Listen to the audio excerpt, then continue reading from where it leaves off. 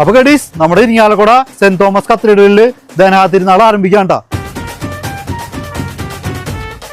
ജനുവരി 9 മുതൽ 13 വരെ നിരവധി പരിപാടികളാണ് അവിടെ സംഘടിപ്പിച്ചേക്കുന്നത്. ജനുവരി 9 രാത്രി 7:30 മാപ്രാണം വെങ്കടേഷ് മാരാര് നയിക്കുന്ന പിണ്ടിമേളം ഉണ്ടായിരിക്കുന്നതാണ്ട. ജനുവരി 10 7:30 ഫ്ലവേഴ്സ് കോമഡി ഉത്സവം ഫെയിംസ് അവതരിപ്പിക്കുന്ന ഫ്യൂഷൻ മ്യൂസിക് ഷോ. ജനുവരി 11 നമ്മുടെ അവിടുത്തെ 50 തിരുനാൾട്ടാ.